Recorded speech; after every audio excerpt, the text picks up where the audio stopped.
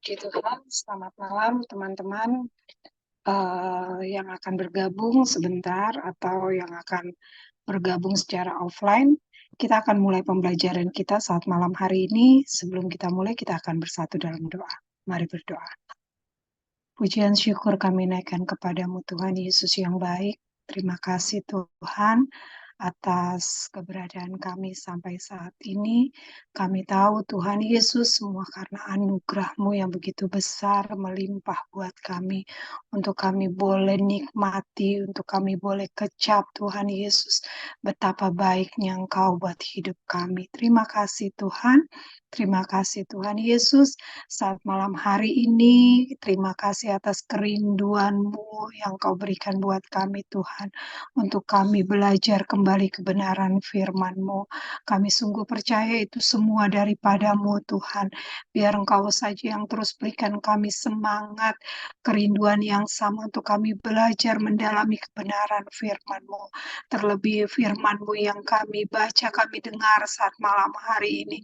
Kami boleh hidupi Tuhan. Tuhan Yesus tolong kami. Oh Tuhan Yesus, kami berdoa buat teman-teman kami yang rindu bergabung saat malam hari ini. Engkau tolong dimanapun mereka berada Tuhan. Biar Engkau saja yang memberikan mereka waktu untuk mereka duduk diam bersama-sama dengan kami saat malam hari ini. Kami juga berdoa buat teman-teman kami yang akan melihat rekaman YouTube kami juga Tuhan Yesus saja yang memberkati mereka semua. Saat malam hari ini kami menyerahkan Bung Semi ke dalam tangan-Mu. Kami sungguh percaya Tuhan, kalau hikmat-Mu, urapan-Mu sungguh melimpahi hamba-Mu ini Tuhan. Biar Kau pakai terus menjadi alat untuk memperkatakan kebenaran firman-Mu. Biar firman-Mu itu boleh dibagikan buat kami semua. Terima kasih Tuhan Yesus yang baik. Terima kasih kami mulai pembelajaran kami saat malam hari ini. Dan kami peralaskan doa kami hanya dalam nama Tuhan Yesus Kristus. Haleluya. Amin. Puji Tuhan. Kita akan membahas 1 Korintus 15 ayat 6 sampai 11. Saya akan bacakan. Sesudah itu ia menampakkan diri kepada lebih dari 500 saudara sekaligus. Kebanyakan dari mereka masih hidup sampai sekarang, tetapi beberapa di antaranya telah meninggal. Selanjutnya ia menampakkan diri kepada Yakobus, kemudian kepada semua rasul. Dan yang paling akhir dari semuanya ia menampakkan diri juga kepadaku, sama seperti kepada anak yang lahir sebelum waktunya. Karena aku adalah yang paling hina dari semua rasul, bahkan tidak layak disebut rasul, sebab aku telah menganiaya jemaat Allah. Tetapi karena kasih karunia Allah aku adalah sebagaimana aku ada sekarang, dan kasih karunia yang dianugerahkannya kepadaku tidak sia-sia. Sebaliknya, aku telah bekerja lebih keras daripada mereka semua, tetapi bukannya aku, melainkan kasih karunia Allah yang menyertai aku. Sebab itu, baik aku maupun mereka, demikianlah kami mengajar, dan demikianlah kamu menjadi percaya.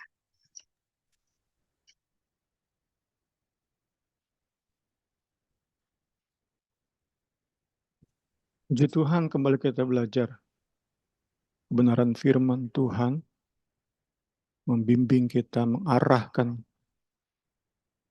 untuk kita terus melangkah dalam kebenaran ilahi, terus kita jadi alat Kristus, mempermuliakan Kristus dalam hidup kita, dalam pelayanan kita. Puji Tuhan, kita melanjutkan 1 Korintus 15, ayat-ayat yang menegaskan kebangkitan Yesus Kristus dari antara orang mati sebagai dasar,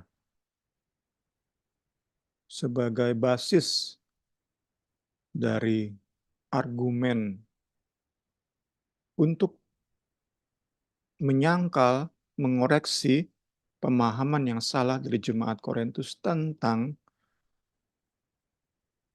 kebangkitan orang-orang percaya. Terus diingatkan bahwa orang-orang Korintus percaya pengikut Kristus itu hanya mengalami pembangkitan secara rohani. Tubuh mereka anggap lemah dan karena itu akan binasa. Paulus mengoreksi kebenaran ini, kesesatan ini Paulus koreksi, dan dalam argumen untuk mengoreksi kesesatan ini, Paulus mengawali dengan menegaskan kebangkitan Yesus Kristus dalam tubuh kebangkitannya. Itu kan kita sudah belajar minggu lalu, puji Tuhan. Kita tentu akan mengulas sedikit pendahuluan dari 1 Korintus 15 ayat 1 sampai 11. Karena ini dijadikan satu bagian oleh penulis buku referensi kita ini.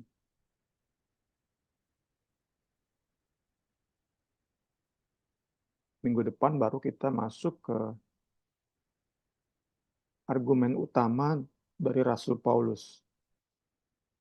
Minggu lalu, Selasa lalu, dan Selasa hari ini, kita masih membahas basis atau dasar fondasi dari argumen Rasul Paulus.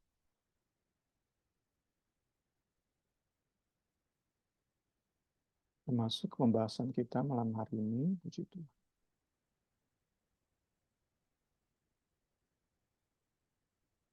Kita ulang sedikit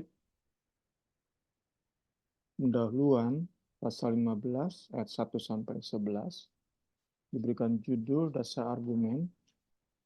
Dasar argumen apa? Dasar argumen untuk menjelaskan tentang kebangkitan tubuh dari setiap pengikut Kristus. Nah, pengharapan kebangkitan tubuh ini ditolak oleh jemaat Korintus. Entah berapa banyak dari jemaat yang menolak, tetapi dirasa Paulus itu cukup berpengaruh kepada keseluruhan jemaat Korintus, karena itu perlu ia tulis surat ini, perlu ia tegaskan kebenaran tentang kebangkitan tubuh orang percaya. Kita sudah bahas minggu lalu, untuk sampai pada poin menjelaskan kebangkitan tubuh orang percaya, Paulus memulai dengan dasar argumen, yaitu kebangkitan tubuh Yesus Kristus sendiri. Puji Tuhan, puji Tuhan. Kita sudah lihat minggu lalu, untuk mendasari argumennya, Paulus mendaftarkan pengakuan iman Kristen. Pengakuan iman Kristen terdiri dari 4 baris. Baris pertama, bahwa Kristus telah mati karena dosa-dosa kita, sesuai dengan kitab suci. Baris kedua, bahwa ia telah dikuburkan. Baris ketiga, bahwa ia telah dibangkitkan pada hari yang ketiga sesuai dengan kitab suci. Keempat, bahwa ia telah menampakkan diri kepada Kefas dan ke-12 muridnya. Paulus daftarkan pengakuan iman Kristen versi paling awal ini di ayat 3b sampai 5. Kita kenal sekarang dengan istilah pengakuan iman rasuli. Ini versi paling awal dari iman Kristen. 4 baris ini.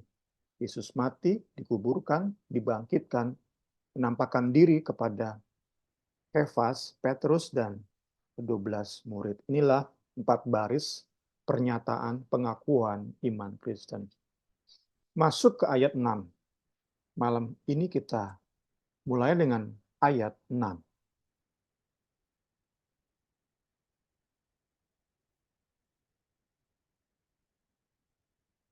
Ayat 6, Paulus memberi tambahan bagaimana Pengikut Kristus menjadi saksi dari tubuh kebangkitan Kristus. Paulus sekali lagi memberi tambahan, tentu dalam ilham Roh Kudus. Paulus memberi tambahan. Bukan bagian dari kredo atau pengakuan iman, tetapi untuk memberi penjelasan dari pengakuan iman yang sudah Paulus daftarkan.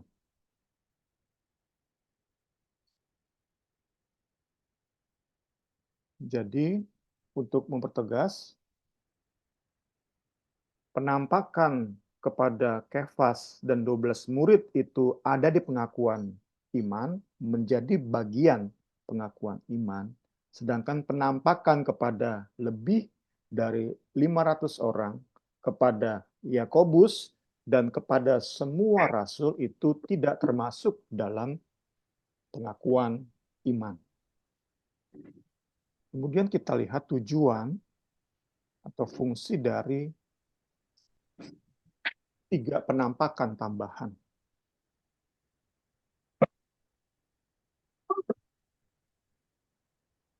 Puji Tuhan.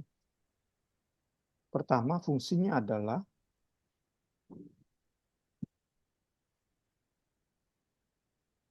untuk mempertegas bahwa memang Yesus benar-benar bangkit dalam tubuh kebangkitannya. Karena itu Paulus tambahkan penampakan tubuh kebangkitan Yesus. Itu pertama. Kedua, tambahan yang Rasul Paulus berikan untuk menjadi jembatan antara ke-12 murid Yesus, jembatan ayat 6 dan 7 untuk sampai ayat 8, yaitu Paulus sendiri sebagai rasul. Teman-teman, Bapak Ibu Saudari bisa sambil lihat ayat-ayat kita malam hari ini. Puji Tuhan. Nanti kita lihat di ayat 8, dan yang paling akhir dari semuanya, ia menampakkan diri juga kepadaku, pada Rasul Paulus. Jadi bagaimana ada tahapan, urutan untuk sampai kepada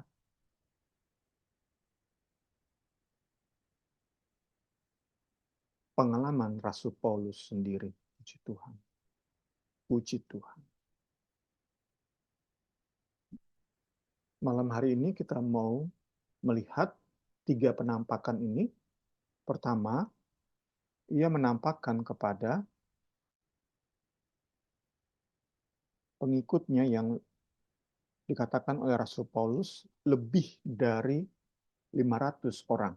Ia menampakkan diri kepada lebih dari 500 orang. Peristiwa ini tidak tercatat secara gamblang dalam Perjanjian Baru. Namun kita yakini peristiwa ini benar terjadi.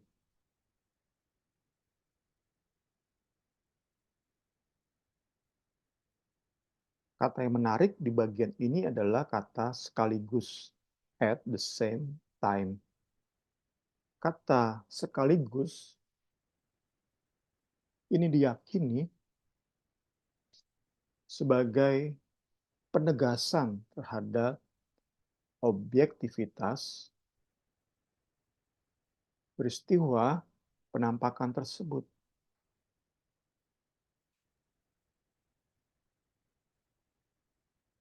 Paulus ingin sampaikan bahwa Yesus nampak dalam tubuh kebangkitannya itu bukan hanya halusinasi 1 atau 2 orang.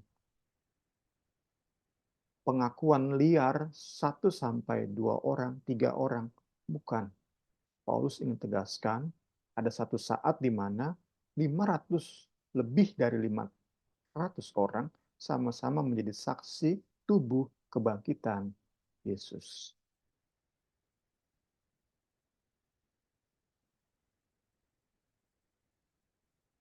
Kemudian kata menarik lainnya adalah Paulus bilang Ada yang sudah meninggal. Beberapa di antaranya telah meninggal. Kita masih di ayat 6. Ini merupakan antisipasi saat nanti Paulus mulai ke inti argumen di ayat 12.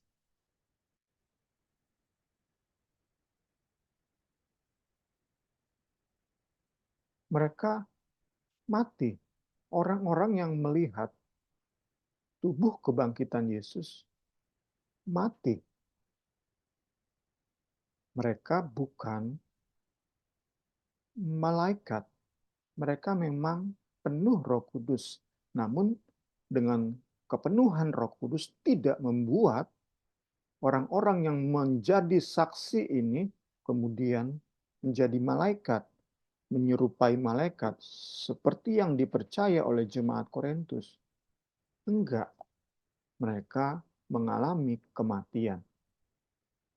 Sekali lagi ini diyakini sebagai semacam antisipasi terhadap argumen inti Paulus yang dimulai di ayat 12. Puji Tuhan. Puji Tuhan. Itu dua hal yang kita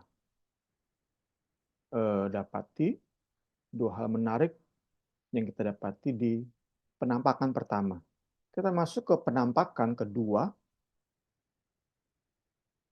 Yesus menampakkan diri kepada Yakobus. Itu di ayat 7. Yakobus itu termasuk dari saudara-saudara Tuhan Yesus.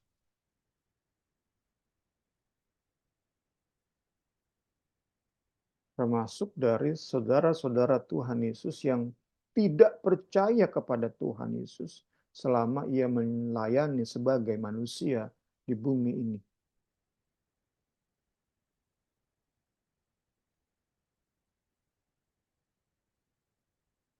Nanti kita bisa lihat sama-sama kisahnya di Yohanes 7 ayat 2-9. Namun oleh anugerah, setelah Yesus dibangkitkan dari kematian, Yesus, sang kakak, menampakkan diri kepada adiknya, Yakobus. Dan si adik pun percaya. Itulah penampakan kepada Yakobus. Dan menurut catatan Galatia, Yakobus merupakan salah satu pimpinan utama, jajaran pimpinan utama, pimpinan gereja di Yerusalem ketika kota tersebut masih menjadi pusat kekristenan.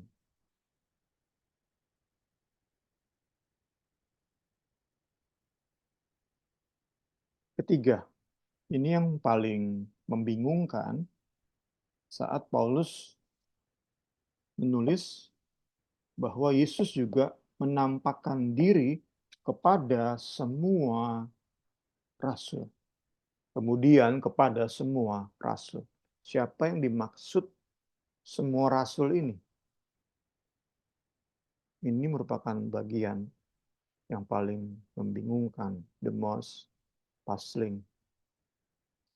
Karena nggak mungkin Paulus mengulang apa yang ia sudah daftarkan di ayat 5. Kefas dan 12 murid. Paulus sudah sebut ke-12 murid. Jadi di ayat 7 ini, siapa dong?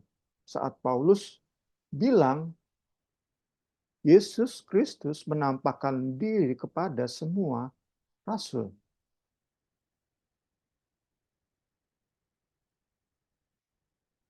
Kembali kita lihat ada beberapa tafsiran. Kita diajak oleh buku ini memilih satu saja tentu yang paling kuat alasannya.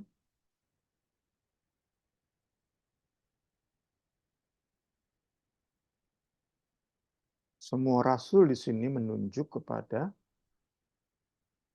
para pelayan, para murid yang telah melihat Kristus dalam tubuh kebangkitannya, dan murid-murid ini kemudian mendirikan gereja-gereja. Dengan demikian mereka bisa digolongkan sebagai rasul. Tentu bukan berarti mereka membentuk sebuah kelompok sendiri, membentuk sebuah paguyuban, bukan. Tetapi yang Paulus sebut sebagai rasul di bagian ini adalah orang-orang yang melihat Yesus dalam tubuh kebangkitannya dan kemudian memperoleh jabatan, memperoleh tanggung jawab untuk mendirikan gereja. Dan Paulus sebut orang-orang ini adalah semua rasul. Karena itu kita bisa yakini termasuk di dalamnya 12 murid. Tapi mencakup kelompok yang lebih besar. Belajar grup. Puji Tuhan. Puji Tuhan.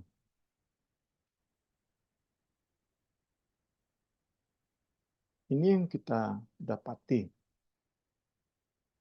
Kita punya ayat di Efesus untuk mempertegas pemahaman ini.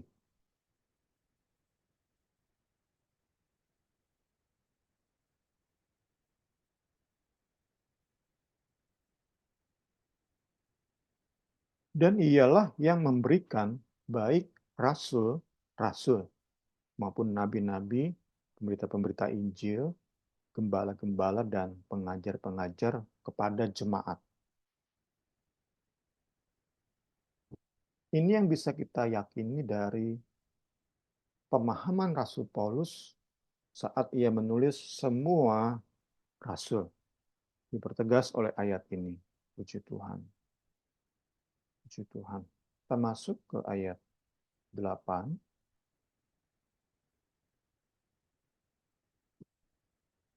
Kepada semua rasul itu menjadi jembatan. Jembatan untuk masuk kepada diri Paulus sendiri sebagai seorang rasul.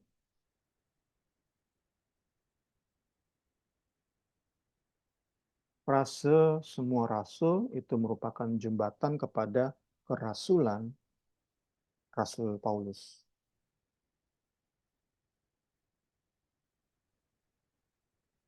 Kita bisa melihat di sini bahwa Rasul Paulus menyebut dirinya yang paling akhir dari semuanya. Yang kepada para rasul ini, Kristus menampakkan diri dalam tubuh kebangkitannya. Kemudian kita masuk ke ayat yang atau bagian yang menarik malam hari ini. Paulus katakan, sama seperti kepada anak yang lahir sebelum waktunya. Kita percaya Yesus menampakkan diri itu terjadi di jalan ke Damaskus. Di momen tersebut, di kejadian tersebut, Paulus yakin dia bukan sedang melihat mimpi, bukan sedang berhalusinasi, bahkan Paulus yakin dia bukan sedang mengalami penglihatan. Tetapi Paulus yakin Yesus sendiri dalam tubuh kebangkitannya. Jadi kita bisa bayangkan kalau Paulus ingin seperti Thomas, minta nyentuh tubuh Yesus, seperti saat Yesus menawarkan Thomas, maksud saya. Thomas tentu nggak ada keinginan untuk itu ya. Saya udah lihat itu ya. Kalau aja kita bayangkan, Paulus punya keberanian untuk coba saya pegang tubuhmu Yesus. Kita bisa yakini bahwa saat Paulus pegang, maka Yesus itu dalam tubuh kebangkitan dan bisa dipegang. Seperti saat menurut catatan Yohanes, Yesus dalam tubuh kebangkitan makan dan minum bersama murid-murid. Kita belajar dan belajar supaya kita bisa lebih dan lebih lagi memahami tubuh kebangkitan.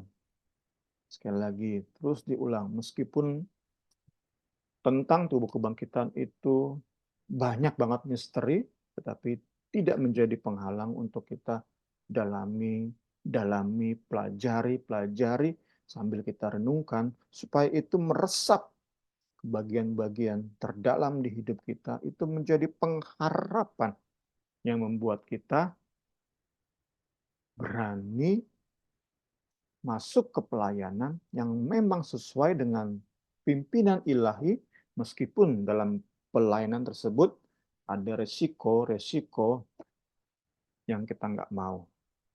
Kita yakin Paulus kalau bisa pilih, dia akan enjoy pelayanan di tempat-tempat yang aman.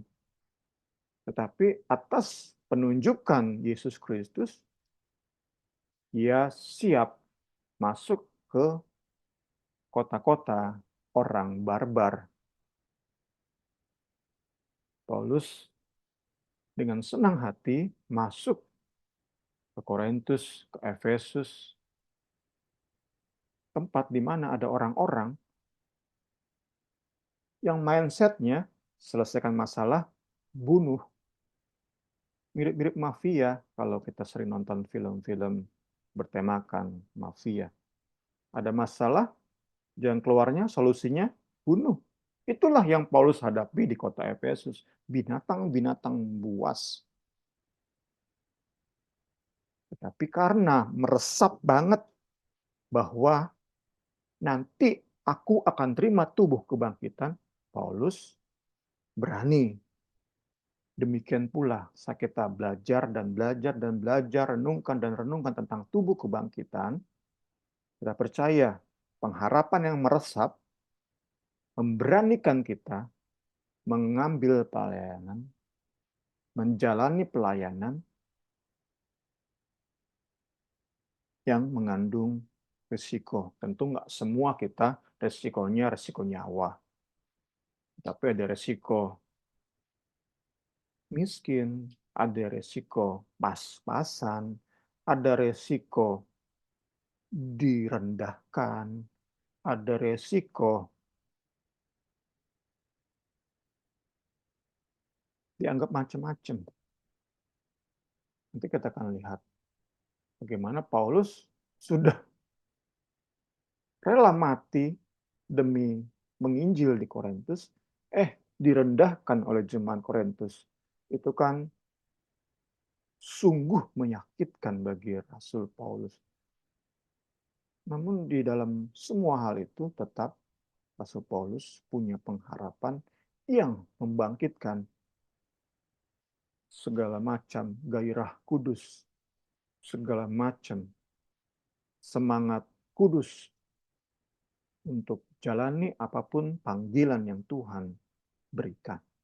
Puji Tuhan, tentu disclaimer-nya adalah nggak semua kita dipanggil seperti Rasul Paulus. Yang jelas, kita belajar dan belajar lewat pembelajaran tubuh kebangkitan adalah saat kita meresapi benar-benar pengharapan akan tubuh kebangkitan, maka kita pada prinsipnya siap menjalani apapun pelayanan yang Roh Kudus arahkan, Roh Kudus pimpin, boleh kita minta tanda, apalagi masuk ke pelayanan yang demikian berisiko, boleh kita minta tanda. Tapi saat Tuhan beri tanda, kita benar-benar berani, karena kita yakin akan pengharapan tubuh kebangkitan itu begitu merasuk ke dalam bagian-bagian terdalam di hidup kita. Puji Tuhan, puji Tuhan. Sebelum kita masuk ke frase anak yang lahir sebelum waktunya, mungkin ada yang ingin bertanya atau menambahkan, silakan Ibu Rini.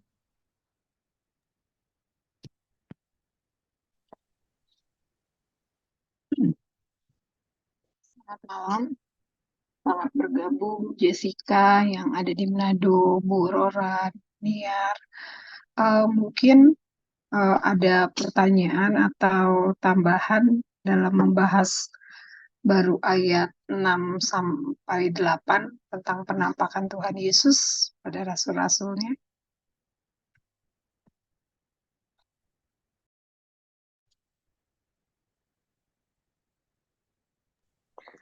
Enggak, makasih ya Bung. Cuman mau nambahin aja, enggak nambahin sih Karini, cuman tadi diingetin aja gitu. Kalau dengan melihat kebangkitan Tuhan Yesus, tubuh Kristus itu, kita jadi dimampukan lebih lagi dalam melakukan pelayanan yang memang menjadi bagian kita, apapun resikonya gitu. Baik itu dibenci, baik itu resiko miskin atau resiko apapun gitu. Karena kadang kan kita tuh tahu ya itu pelayanan buat kita gitu, tapi karena resikonya besar gitu, kadang-kadang kita tuh mengeraskan hati gitu. Kayak padahal Roh Kudus udah terus kayak nunjukin gitu loh, tapi ntar kan begini kayak kayak apa ya? Ya bertarung dengan kedagingan kita gitu. Tapi memang diingatkan lagi sih karena dengan adanya apa Tuhan Yesus sendiri yang sudah bangkit, udah mati buat kita itu memberikan kita kekuatan gitu, memberikan kita kemampuan gitu, apapun resikonya gitu. Jadi ya nggak apa-apa, cuma teringat lagi aja sih Kak. Itu makasih Bung, Tuhan berkati. Terima kasih. Mungkin Bu atau Jessica? Nggak ada ya. Kita lanjut aja dulu ya, teman-teman.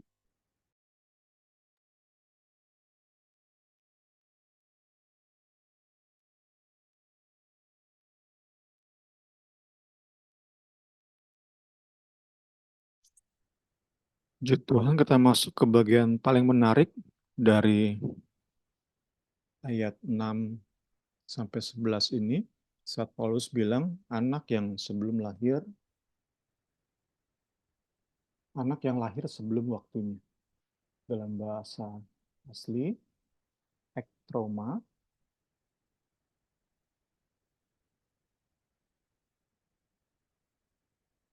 yang bisa diartikan lahir secara abnormal.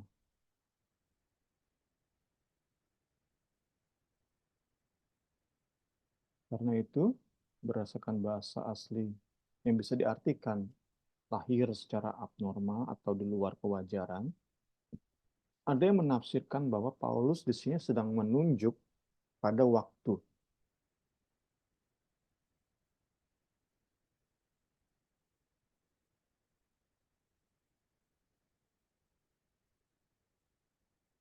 Bahwa ia lahir nggak bersamaan dengan rasul-rasul lain yang bisa dikatakan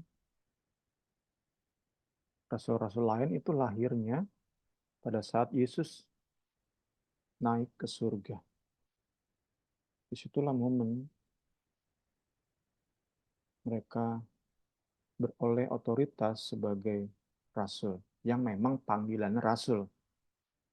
Kalau kita belajar tentu kita yakin nggak semua dipanggil sebagai rasul. Dari 120 orang yang di loteng Yerusalem terima Roh Kudus, nggak semua jadi rasul. Meskipun mereka semua lihat Yesus dalam tubuh kebangkitan. Karena itu sekali lagi seperti tadi Niar tegaskan, sesuai panggilan kita masing-masing. Nggak usah ingin meniru panggilan orang lain. Ada yang menafsirkan seperti itu. Ia lahir kemudian, nggak bersamaan dengan rasul-rasul lain. Karena itu ia lahir abnormal.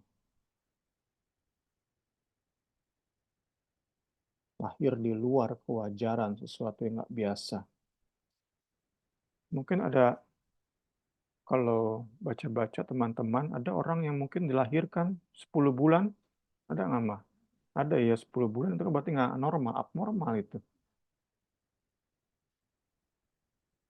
Itu kan nggak normal. Nah, ada yang menafsirkan seperti itu. Tapi menurut buku kita ini, eh, kata ektroma itu berarti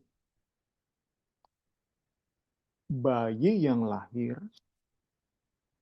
sebelum waktunya.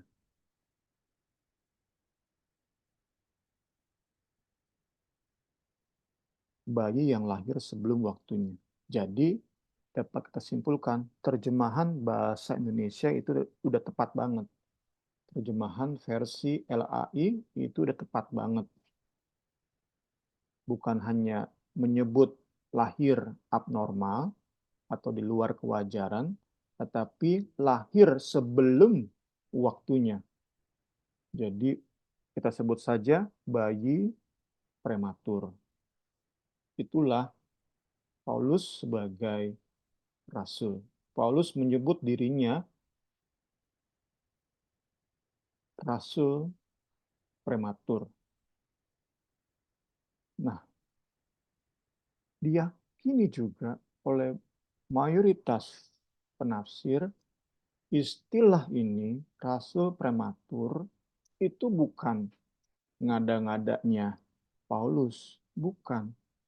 Tetapi memang julukan jemaat Korintus bagi Paulus.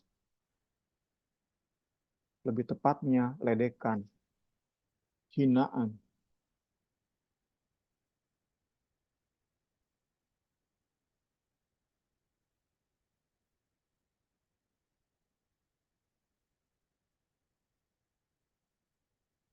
Jemaat Korintus mengejek Rasul Paulus sebagai rasul prematur.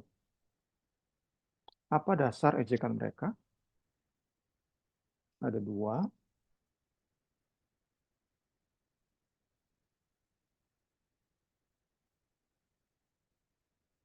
Pertama, diyakini Rasul Paulus itu dibandingkan dengan Paulus dan Apolos yang juga melayani di Korintus, Paulus tuh aneh. Entah anehnya apa? Apa postur tubuhnya aneh? Apa warna kulitnya aneh? Apa cara bicaranya aneh? Atau cara jalannya? Atau mungkin bahkan gaya berpakaiannya? Atau mungkin gaya gaul dia di tengah kota Korintus itu aneh mungkin. Tapi yang jelas aneh.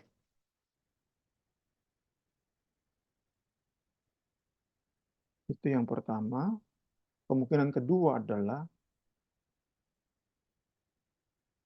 oleh karena arti nama Paulus itu sendiri, the little one, yang kecil, yang imut.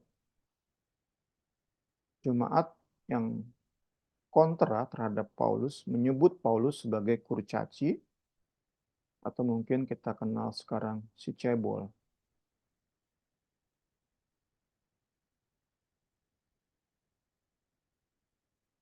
Ya, kembali tadi saya sudah sebut, Paulus sudah menginjil dengan resiko kehilangan nyawa di kota Korintus.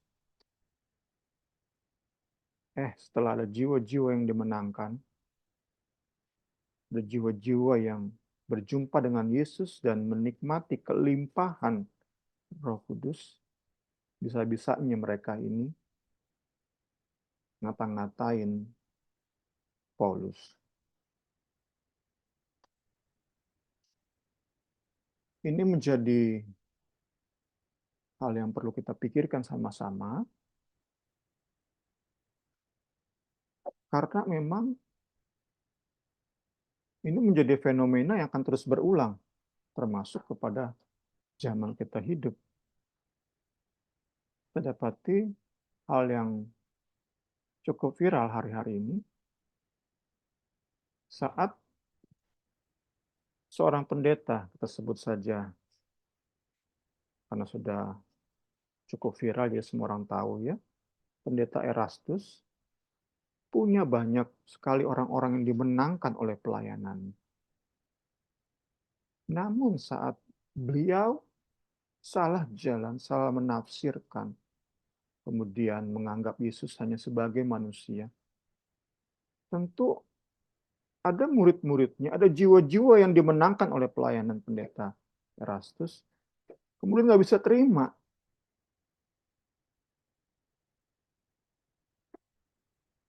Jika ini kasusnya, tentu kita bisa menyetujui langkah dari murid-murid pendeta Erastus yang kemudian meninggalkan, keluar dari naungan, dari pengajaran, dari firman pendeta Erastus. Karena memang ya udah ngaco ini. Guru mereka udah ngaco nih. Yang cukup viral dibahas adalah pendeta Mark Elias Saputra. Beliau meninggalkan gereja di bawah naungan pendeta Erastus. Tentu mau nggak mau, saya pribadi juga menyetujui langkah keluar dari kesesatan. Meskipun kita percaya sudah bertahun-tahun, bahkan mungkin pendeta Mark ini dimenangkan oleh pelayanan pendeta Erastus. Kemudian jadi gembala di bawah pendeta Erastus. Bertahun-tahun, istilahnya utang budi pendeta Mark kepada pendeta Erastus. Namun saat harus memilih antara Injil yang benar dengan orang yang berjasa dalam hidup pendeta Mark, beliau memilih Injil yang benar.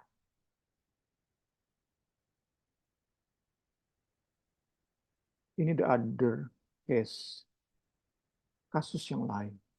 Saat kita kembali kepada Rasul Paulus dan jemaat Korintus, itu kasus yang bagi kita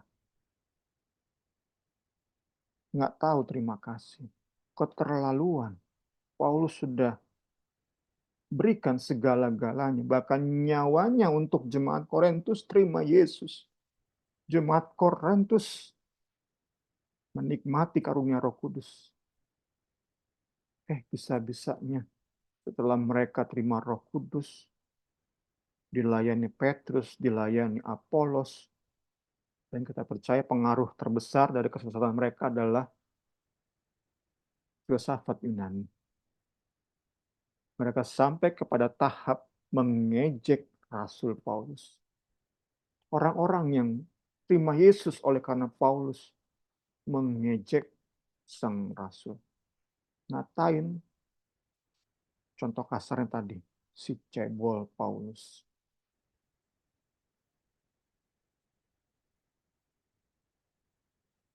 Dan apa respon Paulus dari ayat-ayat yang kita baca?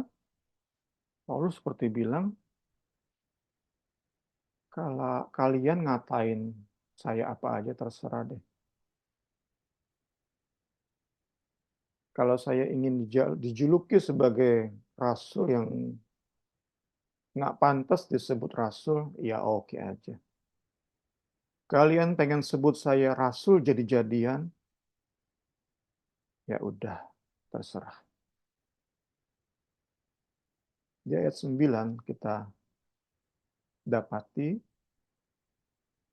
alasan Paulus kenapa dia nggak masalah. Ya udah bebas kalian sebut aku rasul prematur, rasul cebol, rasul yang pendek, rasul yang kurang nggak berkembang,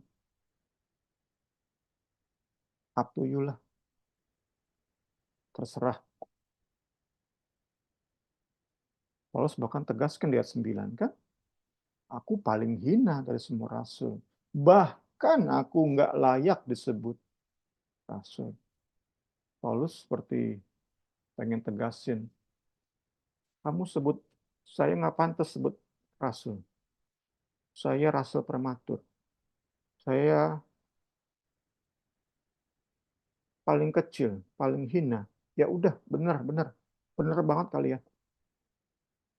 Nah, baru kita dapati kan, bahkan tidak layak disebut rasul. Kemudian Paulus tuliskan, sebab aku telah menganiaya jemaat. Ya, inilah alasan Paulus bisa berkata, ya udahlah, kalian mau sebut aku apa aja terserah, mau ejek aku apa aja terserah, julukin aku apa aja terserah.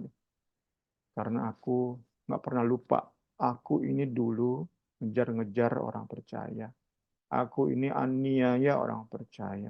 Aku ini siksa orang-orang percaya sedemikian rupa dengan metode-metode yang mungkin nggak tertahankan sakitnya agar orang-orang percaya menyangkal Yesus dan kembali kepada agama Yudaisme. Karena aku telah menganiaya jemaat Allah. Paulus nggak mungkin lupa bagaimana ia terlibat pembunuhan para pengikut Kristus. Kita tahu bersama, Stefanus merupakan salah satu korban kekejaman Paulus. Paulus nggak mungkin lupa, nggak akan lupa. Puji Tuhan, puji Tuhan. Kita dapati bagaimana Rasul Paulus bisa demikian luar biasa memberi inspirasi bagi kita dalam menyikapi penghinaan, sikap-sikap merendahkan. Tentu dalam ketergantungan kita pada firman dan Roh Kudus, biarlah inspirasi Paulus itu juga bisa menjadi dasar kita untuk meneladani beliau. Puji Tuhan, puji Tuhan, puji Tuhan. Mungkin kita nggak separah dosa Paulus, tidak seburuk masa lalu Paulus, tetapi dengan kesadaran bahwa kita ini makhluk berdosa, kita yakin itu cukup menjadi faktor yang menunjang untuk kita bisa merespon segala bentuk hinaan, ejekan, sikap merendahkan itu dengan lebih hari, lebih tepat. Tuhan Yesus tolong kita semua. Tuhan Yesus tolong kita semua. Puji Tuhan, puji Tuhan. Kita bersyukur Paulus nggak berhenti di ayat 8. Tidak berhenti di masa lalunya. Puji Tuhan. Tidak berhenti di aku telah menganiaya jemaat. Karena itu bebas. Kalian mau ngatain apa saja tentang diriku, bebas. Karena masa laluku memang kotor banget, kejam banget, najis banget, bobrok banget. Kalian mau ngatain aku apa aja, bebas. Karena masa laluku yang buruk. Namun Paulus nggak berhenti di masa lalu. Masuk ke ayat 10, Paulus nyatakan di bagian ini, paling hina aku memang. Nggak pantas disebut rasul, iya memang. Tetapi bagaimanapun aku ini rasul. Dan Paulus tegaskan, itu semata-mata karena kasih karunia.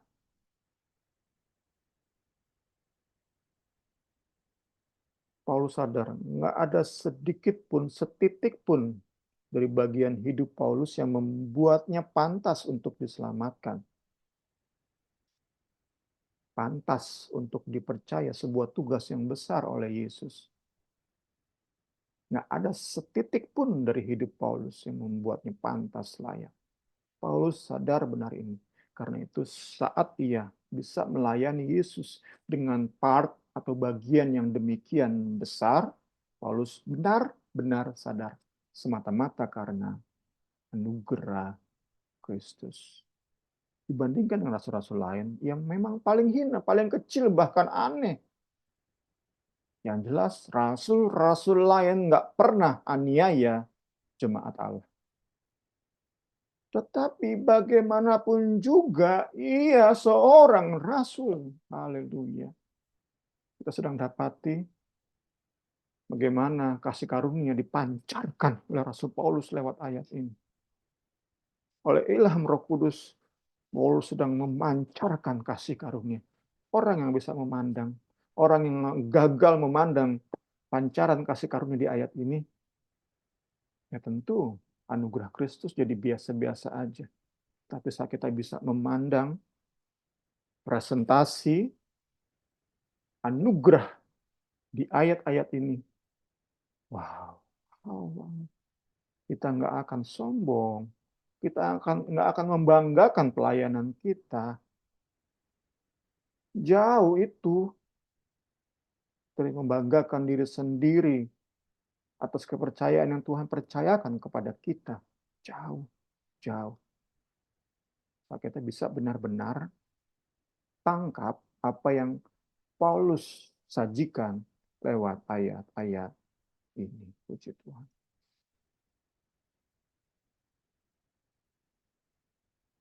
Kita masuk bagian akhir dari pembelajaran kita malam hari ini. Puji Tuhan. Paulus katakan bahwa anugerah Allah itu nggak percuma.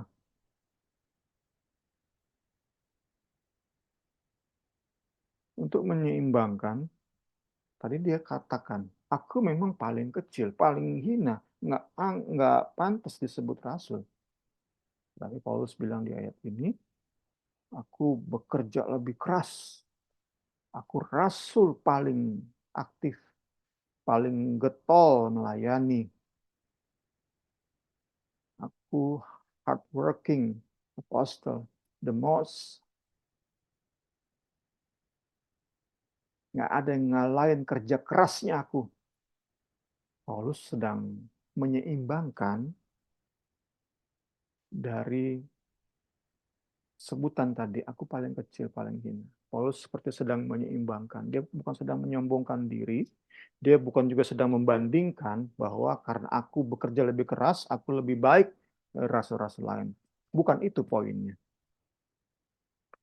Poin yang ingin Rasul Paulus sampaikan di ayat ini adalah bahwa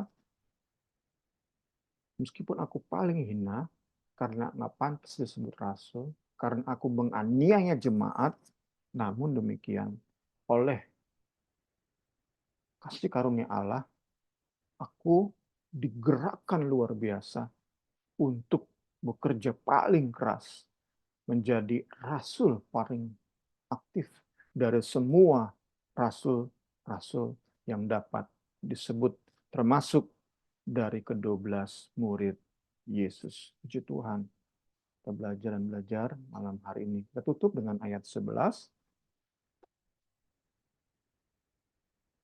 Sebab itu, baik aku maupun mereka, para rasul, demikianlah kami mengajar, dan demikianlah kamu menjadi percaya. Ya. Setelah Paulus membahas tentang kerasulannya di ayat 8 sampai 10, Paulus kembali ke inti permasalahan, inti argumen sebelum dia masuk ke ayat 12. Ayat 11 merupakan jembatan untuk masuk ke ayat 12, di mana Paulus masuk ke argumen inti. Jadi bila mana kami beritakan bahwa Kristus dibangkitkan dari antara orang mati, bagaimana mungkin ada di antara kamu yang mengatakan bahwa tidak ada kebangkitan orang mati? Absurd. Itu nanti di ayat 12. Sebelum masuk ayat itu, Paulus ingin tegaskan bahwa apa yang kami ajar, apa yang Paulus dan tim ajar, itu sama atau serupa dengan apa yang para rasul lain ajarkan dan yang jemaat percaya. Injil yang sama. Jadi, kita percaya itu menghasilkan iman yang sama. Kita tutup dengan melihat ada bagian Alkitab yang memberi keyakinan bahwa Injil yang diberitakan oleh Paulus itu sama dengan yang diberitakan oleh rasul-rasul lain. Kita ingin melihat sebagai penutup malam hari ini, ada bagian Alkitab yang memberi kita keyakinan, memberi penegasan bahwa Injil yang dipresentasikan, disajikan, dihotbahkan oleh Rasul Paulus dan tim, Timotius, Titus, Barnabas, itu sama dengan yang disampaikan oleh rasul-rasul lainnya, Petrus, Yakobus, Yohanes, Thomas, dan lain-lain. Puji Tuhan. Galatia 2 ayat 2. Aku pergi berdasarkan suatu penyataan. Dan kepada mereka, siapa mereka? Yakobus, Petrus, Yohanes, Paulus memaparkan, membentangkan Injil yang kuberitakan, yang Paulus beritakan di antara bangsa-bangsa bukan Yahudi. Dalam percakapan tersendiri kepada mereka yang terpandang. Sekali lagi, mereka ini menunjuk kepada Yakobus, Petrus, Yohanes. Supaya jangan dengan percuma aku berusaha dan telah berusaha.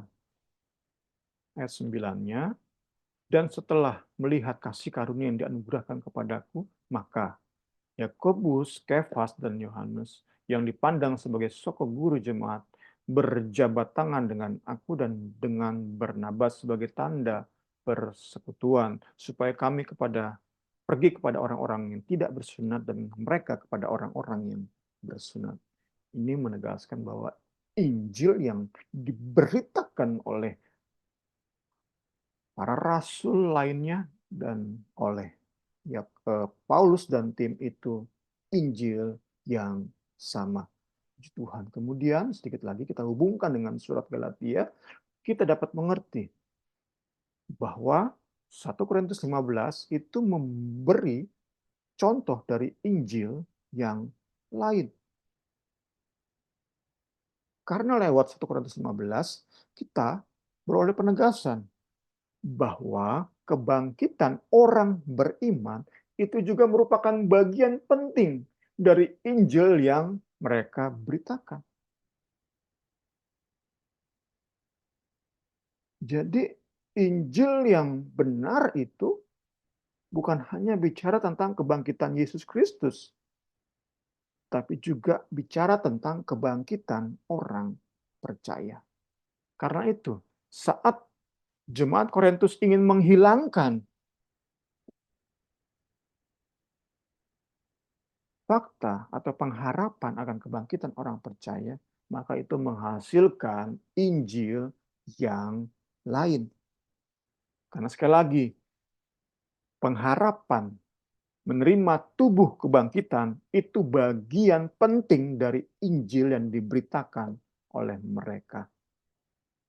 Karena itu, menghilangkan konsep atau pengharapan menerima tubuh kebangkitan pada saat Yesus datang kedua kali, itu menghasilkan, melahirkan Injil yang lain. Injil yang berbeda, Injil yang dikutuk oleh Rasul Paulus.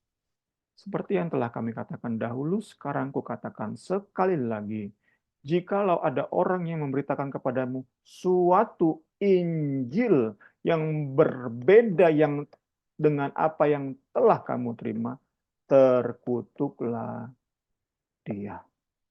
Karena itu, puji Tuhan, pembelajaran malam hari ini memberi keyakinan pada kita bahwa pengharapan menerima tubuh kebangkitan itu bagian penting dari Injil, dan pembelajaran yang lebih mendalam tentang pengharapan itu akan sungguh-sungguh merasuk ke jiwa kita, membangkitkan gairah-gairah kudus, semangat-semangat kudus untuk ambil resiko apapun pelayanan yang Tuhan percayakan kepada kita.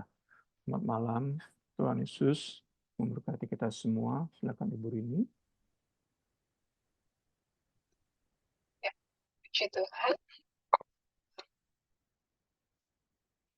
Ya, saat malam hari ini, teman-teman mungkin ada pertanyaan atau tambahan, boleh.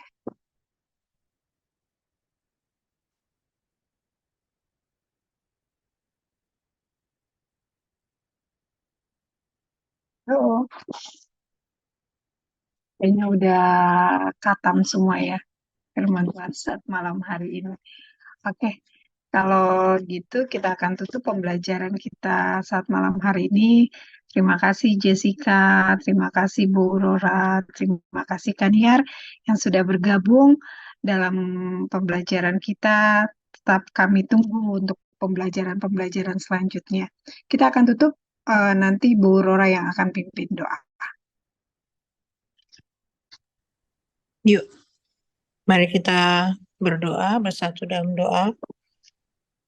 Kami bersyukur Tuhan Yesus untuk pelajaran studi kami malam hari ini ya Tuhan. Mendorong kami lagi untuk tidak kami memusingkan hal-hal yang visual ya Tuhan, yang fisik Tuhan Yesus. Tapi ada hal-hal yang lebih penting lagi, hal-hal yang kudus, yang berohani Tuhan Yesus, yang patut kami dalami lagi Tuhan Yesus untuk kami boleh mengabarkan Injil-Mu ya Tuhan Yesus dimanapun kami berada. Terima kasih Tuhan, kami sadar kami banyak keterbatasan Tuhan di dalam memahami firman Tuhan, di dalam kami mengartikannya Tuhan Yesus. Tapi kami percaya Allah Roh Kudus yang pemimpin kami Tuhan, yang terus menerus menerangi hati kami, memberikan kami pengertian Tuhan Yesus akan Injil-Mu yang sesungguhnya Tuhan Yesus, akan bagaimana kami harus bersikap, akan bagaimana kami harus melayani Engkau Tuhan Yesus, sehingga orang lain juga boleh diberkati ya Tuhan. Hati Tuhan Yesus disenangkan. Terima kasih Tuhan Yesus. Terima kasih untuk semua pelajaran hari ini. Biar Engkau meteraikan pada loh hati kami Tuhan Yesus. Kami tetap bersemangat belajar Tuhan. Kami tetap merindukan akan firman Tuhan yang murni ini ya Tuhan Yesus. Supaya kami juga boleh bertambah-tambah di dalam pengertian kami di dalam melayani Engkau. Terima kasih untuk hamba-Mu Yesus yang sudah berbagi, yang sudah belajar dan membagikannya bagi kami. Berkati hamba-Mu Tuhan Yesus, pelayanannya dan juga rumah tangganya, pribadinya, hal-hal yang hamba-Mu kerjakan. Sungguh Engkau tambahkan, lipat kali gandakan, menjadi berkat bagi jiwa-jiwa yang dilayani. Terima kasih untuk semua yang hadir. Niar Tuhan Yesus, terima kasih untuk Jessica, terima kasih Tuhan Yesus untuk Rinin dan semuanya kami Tuhan, dan saudara-saudara kami yang belum ikut bergabung. Kami percaya kalau mereka juga menonton untuk siaran ulangnya Tuhan Yesus, biar mereka juga diberkati ya Tuhan. Terima kasih Tuhan, terpuji-puji Engkau Yesus Allah kami. Dalam nama Yesus kami sudah berdoa mengucap syukur. Tutup Bible study malam hari ini. Haleluya. Amin.